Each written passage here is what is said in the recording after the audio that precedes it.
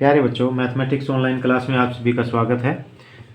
आज की इस वीडियो में हम कक्षा 8 गणित विषय में चैप्टर नंबर 12 घातांक और घात के अंतर्गत प्रश्नावली 12.2 के सवाल हल करेंगे। पिछले वीडियो में हमने प्रश्न नंबर 1 और 2 के अंतर्गत मानक रूप में संख्याओं को लिखना सीखा था। उसी के तहत आगे आज प्रश्न नंबर 3 और 4 हल करेंगे। प्रश्न नंबर 3 और 4 हल करने से पहले यदि आपने अभी तक हमारे यूट्यूब चैनल DL सब मैथ गुरु को सब्सक्राइब नहीं किया है तो पहले चैनल को सब्सक्राइब कर लें, बेल आइकन को दबाकर नोटिफिकेशन ऑन कर लें ताकि आने वाले वीडियो की सूचना आपको तुरंत मिल जाए। वीडियो को अधिक से अधिक लाइक और शेयर करें। तो प्रश्न नंबर 3 है, निम्नलिखित कथनों में जो संख्या प्रकट हो रही है उन्हें मानक रूप में व्यक्त कीजिए। तो ये संख्या दी गई है, इनको मानक रूप में लिखना है। तो आइए देखते हैं कैसे लिखते हैं। 1 माइक्रोन, तो 1 माइक्रोन किसके बराबर होता है? 1/10 लाख के बराबर होता है। तो 1 माइक्रोन बराबर 1/10 लाख मीटर के बराबर होता है। तो इसको हम सबसे पहले क्या करते हैं, 1/10 की शक्ति कितने के रूप में लिखेंगे? 1 2 3 4 5 6, 6 जीरो है तो 10 की कितनी बार गुना हो रही है? 6 बार हो रही है। तो 1/10 की 6 के रूप में इसको लिख सकते हैं। अब इसमें क्या है कि नीचे 10 है, इसकी घात 6 है। इसको अगर ऊपर लेके आएंगे तो ये घात किस में हो जाएगी? व्युत्क्रम लेने की वजह से ऋणात्मक हो जाएगी। तो लिखेंगे 1 गुणा में 10 को ऊपर लेके आएंगे तो ये 10 की घात कब क्या होगी? अब ऋणात्मक होगी, क्योंकि घातांक के नियम के अंतर्गत हमने क्या है पिछली प्रश्नावली में सीखा था कि क्या है, किसी भी अगर पद की घात ऋणात्मक है तो उसको धनात्मक करना है तो उसका व्युत्क्रम हो जाता है। ऋणात्मक है और उसका व्युत्क्रम लेंगे तो वो धनात्मक हो जाती है। तो ये धनात्मक थी, इसका व्युत्क्रम ले लिया, 1/10 था, इसको 10 बना दिया तो इसकी घात चेंज हो गई, धनात्मक थी ऋणात्मक हो गई, ऋणात्मक होती है तो धनात्मक हो जाती है। तो ये इसका क्या है, मानक रूप है। यही हम क्या है इसका उत्तर लिख सकते हैं, क्योंकि इसमें दशमलव देखो एक के बाद है, यानी कि बाईं तरफ से एक ही अंक है, दशमलव इसमें नहीं है तो यहाँ मानी जाएगी। तो ये क्या है, बाईं तरफ से एक अंक छोड़ के है, तो 1 गुणा में 10 की -6 के रूप में इसको लिख सकते हैं। मीटर है तो ये मीटर लिख देंगे, जो भी इकाई दी गई है। प्रश्न नंबर 3 का पार्ट नंबर 2 है, एक इलेक्ट्रॉन का आवेश 3 3 6 3 9 3 12 3 15 3 18 शून्य और ये क्या है आपका 1 6 गुलाम होता है। तो इसको क्या लिखेंगे? इसको लिखेंगे 16 बटा में। अब कितने अंक छोड़ के दशमलव एक काउंट करो यहाँ से, 1 2 3 4 5 6 7 8 9 10 11 12 13 14 15 16 17 18 19 20, यानी कि यहाँ पर ये दशमलव दे रखी है तो ये दशमलव खत्म करेंगे, यहाँ अगर लेके आए तो कितना है आपका 20 अंक है। 3 6 9 3 12 3 15 3 18 2 20, यानी कि 10 की अगर इसको क्या कर दें हम 20 शक्ति कर दें, 10 की कितनी बार गुणा कर दें? 20 बार गुणा कर दें तो ये 10 की 20 हो जाता है। तो ये दशमलव खत्म हो जाती है। लेकिन मानक रूप में दशमलव कहाँ आनी चाहिए? यहाँ की बजाय यहाँ होनी चाहिए। तो इसको आगे हम और थोड़ा ठीक कर लेते हैं, इसको लिख देंगे 16 गुणा में 16 को क्या लिखते हैं 1.6, यहाँ दशमलव लगा देते हैं क्योंकि मानक रूप में दशमलव का आनी चाहिए। बाईं तरफ से एक अंक छोड़ के, यहाँ से इस तरफ एक अंक छोड़ के होनी चाहिए। तो 1.6 को कितने से और गुणा करेंगे? 16 बन जाए 10 से गुणा कर दें, यानी कि 1.6 को 10 से गुणा करेंगे तो ये कितना हो जाएगा? 16 160, एक छोड़ के दशमलव लगेगी, कितना आ जाएगा? 16 आ जाएगा। और बटा में क्या है 10 की 20 है। आगे इसको सरल करेंगे, 1.6 गुणा में 10 की घात कितनी मानी जाएगी? 10 का मतलब 1, मतलब घात 1, और गुणा में इसको ऊपर लेके आएंगे तो 10 की घात क्या हो जाएगी? घटा में हो जाएगी, ऋणात्मक हो जाएगी, 10 की घात 20, क्योंकि ये घातांक के नियम के तहत हमने सीखा था कि क्या है, जब पद का व्युत्क्रम कर देते हैं तो घात का क्या है, चिन्ह चेंज हो जाता है, ऋणात्मक वो धनात्मक हो जाती है, धनात्मक वो ऋणात्मक हो जाती है। आगे इसको सरल करेंगे, 1.6 ये मानक रूप हो गया, 10 की 1। अब ये देखो आधार बराबर है, दोनों पदों का आधार बराबर है, 10 है तो गुणा के अंदर शक्ति क्या हो जाती है? जुड़ जाती है। तो 1.6 गुणा 10 की शक्ति पहले में 1 है, घटा का 20, शक्ति जोड़ेंगे तो कोई निशान नहीं बदलेगा तो कितना आया 1.6 गुणा में अब जमा 1 और घटा 20, तो घटा के कितने बच गए 10 की घटा 19 क्या है घात बच जाएगी। ये आपका क्या आ जाएगा सही उत्तर आ जाएगा। पार्ट नंबर 3 देखते हैं। एक जीवाणु की माप 0.00000005 माइक्रोन है या मीटर है ये शायद। जीवाणु की माप 0.00000005 मीटर है। तो इसकी दशमलव ख़त्म करते हैं पहले तो इसको लिख सकते हैं 5 बटा में 1 2 3 4 5 6 7। 7 अंक छोड़ के हैं तो 10 की क्या लगा देते हैं 7 लगा देते हैं। दशमलव खत्म कर दिया। अब इसको ऊपर लेके आएंगे 5 का 5 गुणा में 10 की घात 7 है, इसको ऊपर लेके आएंगे तो क्या आ जाएगा 10 की घात -7। इसका व्युत्क्रम ले लेते हैं तो घात क्या आ जाएगी ऋणात्मक हो जाएगी धनात्मक से। तो ये क्या आपका एक छोड़ के दशमलव यही है, तो ये आपका मानक रूप है।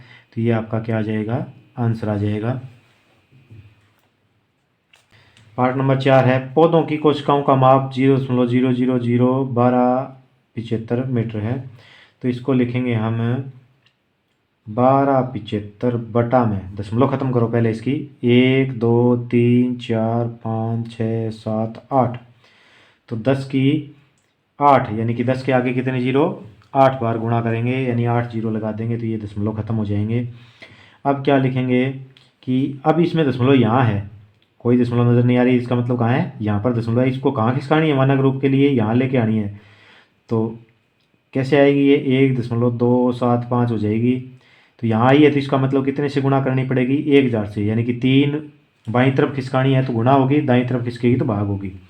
तो ये क्या है इसको अगर 1000 से गुणा करें दशमलव यहाँ आ जाएगी क्योंकि 3 जीरो लगेगी, 3 छोड़ के दशमलव लगेगी, जीरो खत्म हो जाएगी। तो ये 1275 आ जाएगा आपका। तो यानी कि 1275 को हम लिख सकते हैं 1.275 गुणा 1000, यानी 1000 से गुणा करेंगे तो ये 1275 ही आएगा।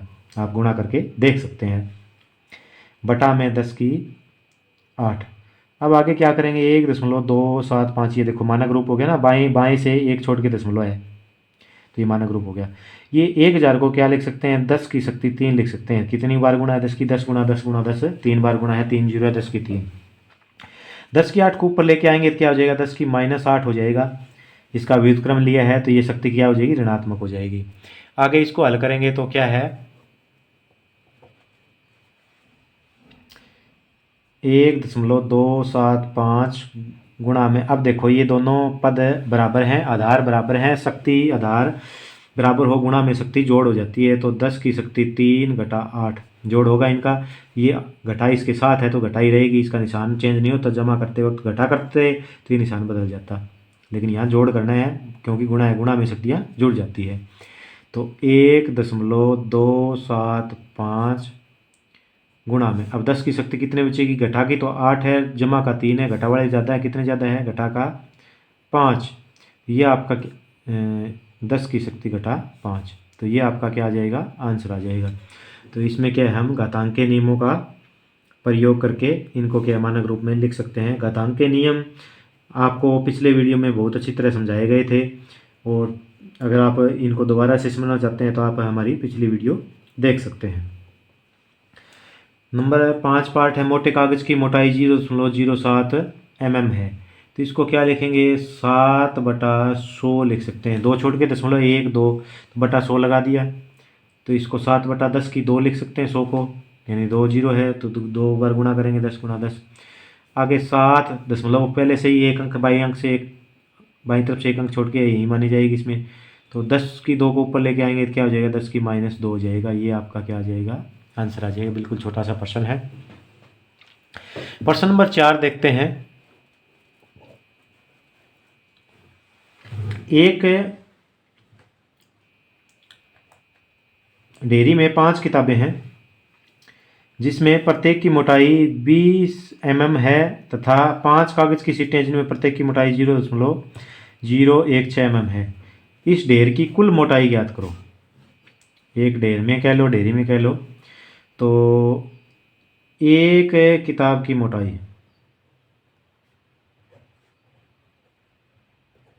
कितनी है एक किताब की, प्रत्येक किताब की है 20 mm। कितनी किताब है? 5। 5 किताब की मोटाई ज्ञात कर लेते हैं। 5 की ज़्यादा होगी तो 5 गुणा में 20, 20 पंजा 100 m आ गई।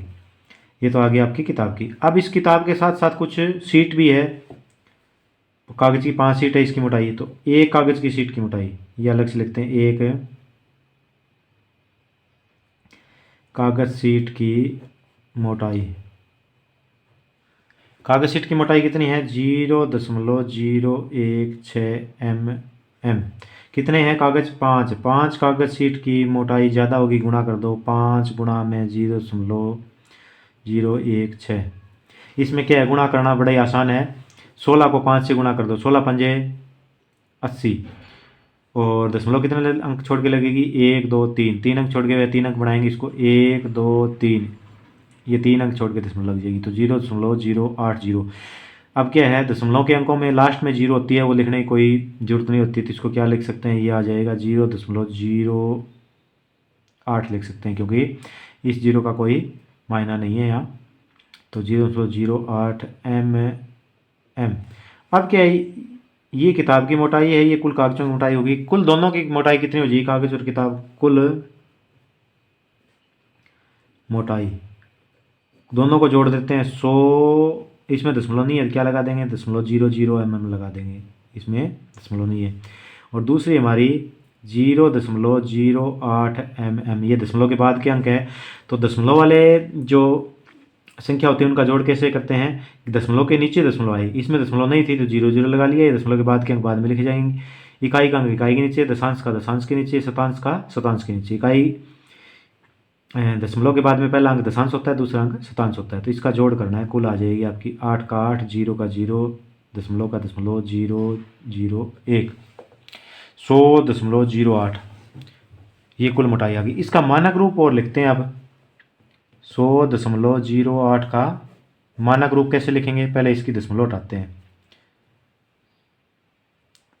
बटा में 100 हो जाएगा। क्यों हो जाएगा? 1 2 2 अंक छोड़ के दशमलव है, दशमलव खत्म। अब क्या करेंगे, इसमें नीचे 10 की 2 लिखेंगे, 100 को 10 गुना 10, ये आ जाएगा आपका। 1 मिनट। अब यहाँ दशमलव यहाँ पर है, इसमें कोई दशमलव नहीं है नज़र आ रही, इसका मतलब यहाँ पर है। इसको मानक रूप के लिए कहाँ ले जाना है? यहाँ पर लेके आना है। 1 2 3 4, कितने अंक खिसकेगी? 4 अंक खिसकेगी। तो इसको क्या लिखेंगे हम? इसको लिखेंगे 1.0008 गुणा में 1 2 3, 4 अंक खिसकाए ना बाईं तरफ। बाईं तरफ अगर 4 अंक खिसकाए तो कितनी 0 लग जाएगी? 4 0 लग जाएगी गुणा में। और दशमलव हटाते हैं तो नीचे हो जाता है। दशमलव अगर लगाते हैं तो गुणा में हो जाता है, दशमलव हटाते हैं तो बटा में हो जाता है। जितना अंक क्या है दशमलव दे रखी है वो हटाना है तो बटा में लग जाएगा। और क्या है, दशमलव नहीं दी गई है, जितने अंक पे दशमलव लगानी है उतने 0 से गुणा हो जाएगा। ये तो 4 अंक है, बाईं तरफ खिसकाई है, दशमलव हमने नहीं थी, 4 अंक लगाई है तो 4 0 से गुणा कर दिया, बटा में 10 की 2। आगे इसको सॉल्व करेंगे। 1.0008 गुणा में 10 की कितने लिख सकते हैं? इसको 10 की 4 लिख सकते हैं। और ये 10 की 2 को ऊपर ले आएंगे तो ये क्या हो जाएगा? 10 की 2 घटा का हो जाएगा, इसका व्युत्क्रम। अब ये मानक रूप है इसका 1.0008 गुणा में आधार बराबर है, गुणा में शक्ति क्या हो जाती है? जुड़ जाती है। तो 4 घटा में 2 जोड़ते हैं तो कोई निशान नहीं बदलता। 4 जमा का था, ये 2 घटा का था है तो घटा का लिख दिया। तो कितना आया इसका? 1.008 गुणा में 10 की शक्ति 4 में से 2 गया 2। ये आपका क्या आ जाएगा? इसका मानक रूप आ जाएगा।